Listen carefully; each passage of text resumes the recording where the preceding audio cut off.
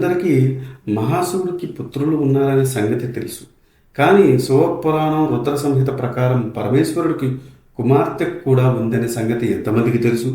ఈ విషయాన్ని తెలుసుకోవడానికి ఆ వీడియోని స్కిప్ చేయకుండా లాస్ట్ వరకు చూడండి. పార్వతీ పరమేశ్వరులు వివాహం జరిగిన తర్వాత వారిరువురు కైలాసాన్ని ఇల్లుగా చేసుకొని నివసించసాగారు. పార్వతీదేవి మహాదేవుడి అమితంగా ప్రేమించేవారు. ఒకసారి పార్వతీదేవి శివుడిని ఒక కోరిక కోరారు. తనకి నందనవనానికి వెళ్ళాలని, అక్కడ తీసుకెళ్ళమని కోరారు. తన భార్య కోరిక తీర్చాలని పార్వతీ పరమేశ్వరులు నందనవనానికి బయలుదేరారు. నందనవనం ఒక అద్భుతమైన సుందరమైన వనం. ఈ వనం పచ్చటి చెట్లు, ఆహ్లాదకరమైన వాతావరణం, ఎల్లప్పుడూ చల్లటి గాలులతో సర్వంగా సుందరంగా ఉంటుంది. ఇంతటి అద్భుతాన్ని చూసిన పార్వతీదేవికి అక్కడున్న కల్పవృక్షాన్ని చూసి సంభ్రమాశ్చర్యాలకు గురైంది. కల్పవృక్షం ఒక అద్భుతమైన వృక్షం. ఆ వృక్షం దగ్గర ఎవరు ఏం కోరితే అవి తీరుస్తుంది. పరమేశ్వరుడు రాక్షసులతో యుద్ధానికి వెళ్ళినప్పుడు ఒంటరిగా ఉన్న పార్వతీదేవి తన కోరికను కల్పవృక్షం దగ్గర ఉంచింది. తనకు ఒక కుమార్తె కావాలని, తన ఒంటరితనాన్ని పోగొట్టడానికి. కల్పవృక్షం అశోక సుందరిని పుట్టించింది. అశోక సుందరి అనగా శోకాన్ని కలగనివ్వది, సుందరి అంటే అందమైన అని.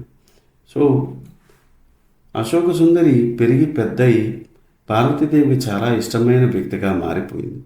పార్వతీదేవి తన కూతురిని అతి బలవంతుడైన వ్యక్తి, సూర్యవంశీయుడైన నహుషుడు భర్తగా వస్తాడు అని దీవించింది. అశోక సుందరి రోజులు గడిచి కొద్దీ తన అందం మరింతగా పెరుగుతుంది.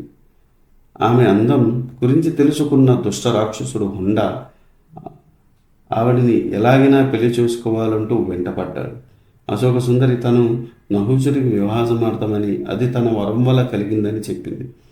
హుండ అశోక సుందరిని ఎలాగైనా పొందాలని కోరికతో తన రూపాన్ని మార్చుకుని ఒక భర్త లేని స్త్రీగా పరిచయం చేసుకుని అశోక సుందరిని నమ్మించాడు. కానీ అశోక సుందరి హుండాను గుర్తించేసింది. నహుషుడి చేతిలో నీకు మరణిస్తావు అని శపించింది. కానీ హుండా ఎలాగైనా అశోక సుందరిని అపహరించి ప్రయత్నం చేశాడు. అప్పుడు హుండా నహుషుడితో యుద్ధం చేయాల్సి వచ్చింది. ఆఖరికి హుండా యుద్ధంలో మరణించాడు. వరం కారణంగా నహుషుడిని వివాహం చేసుకుంది అశోక సుందరి. వీరికి యయాతి అనే కొడుకు పుడతాడు. ఆయన ఎవరో కాదు, పాండవులు కౌరవులకు ముత్తాత. చూశారు కదా, ఇది మన హిందూ గ్రంథాల్లో ఎన్నో రహస్యాలు దాగి ఉన్నాయి.